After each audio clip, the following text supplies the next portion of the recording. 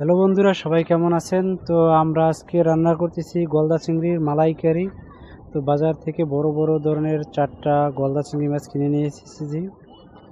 তো এখানে রান্নার শেষের দিকে আজকের এটা মজা করে খাবো গলদা চিংড়ির মালাইকারি। তো এর আগে আমি কখনোই গলদা চিংড়ির মালাইকারি খাই নাই, আজকেরই প্রথমই খাবো। তো দেখতে পাচ্ছেন যে কালারটা কত সুন্দর দেখাচ্ছে। রান্না প্রায় শেষের দিকে, শুরুর ভিডিও আমি করিনি, শেষের দিকে আমি করেছি, যেহেতু আমার কাছে ফার্স্ট টাইম, তাই স্মৃতি হিসেবে রেখে দিলাম। আপনারা কে কে গলদা চিংড়ির মালাইকারি খাইছেন আপনারা অবশ্যই কমেন্ট করে জানাবেন। আর চিংড়ি মাছ আমার বরাবরই সব থেকে ফেভারিট।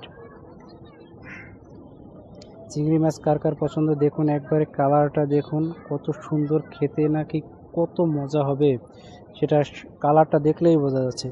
তো সবাইকে ধন্যবাদ ভিডিওটি দেখার জন্য। সবাই ভালো থাকবেন। আল্লাহ হাফেজ।